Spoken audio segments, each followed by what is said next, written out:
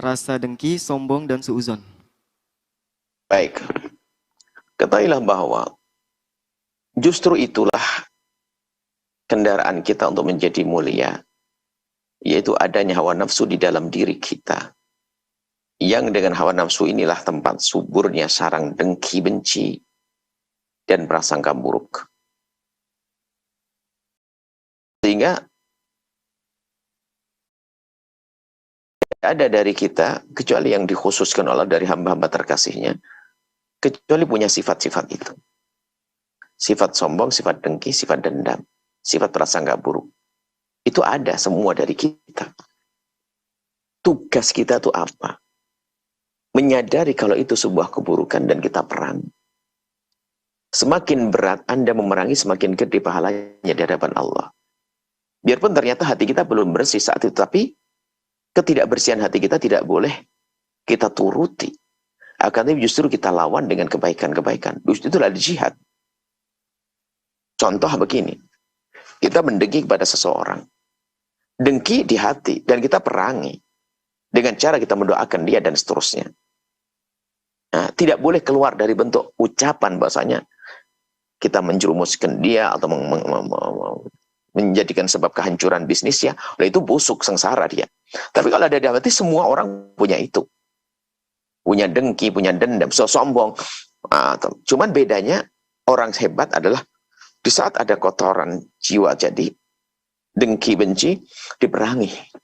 Anda memerangi itu sudah prestasi.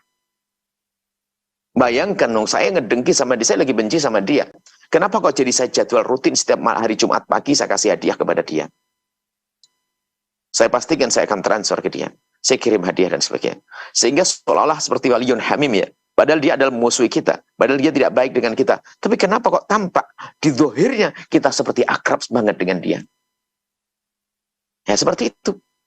Dan itu tugas kita. Yang membersihkan hati nanti Allah kita berusaha. Kita benci kepada seseorang, dia umat Nabi Muhammad. Kita harus tolak bahasanya. Tidak boleh saya benci. Iya benci di hatiku, tapi perilaku dohirku harus aku tampakkan. Dan ini bukan sebuah kemunafikan. Karena kita merangi, sakit dia berat.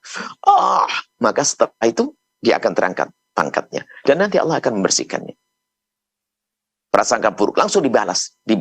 Diganti. Wah dia orang baik insya Allah. Kita prasangka, tidak mungkin dia. Justru kita berusaha terus. Kita cermati hati kita. Dengan terus-menerus, dan itulah mujahadah. Sehingga ini jihad yang sangat luar biasa. Jihad besar, jihad akbar. Ya, disinilah seorang hamba akan terangkat. Naik pangkatnya. Semakin besar godaan, semakin tinggi pangkat. Banyak godaan di hati, tapi dilawan dia. Pokoknya aku harus tidak boleh dengki ke dia. Tidak boleh saya benci ke dia. Tidak boleh. Terus seperti itu.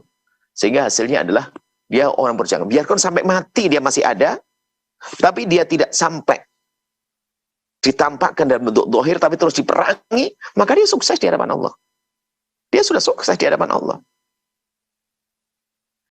Sebab yang menjadi masalah penyakit hati itu adalah bukan di saat di dalam hati.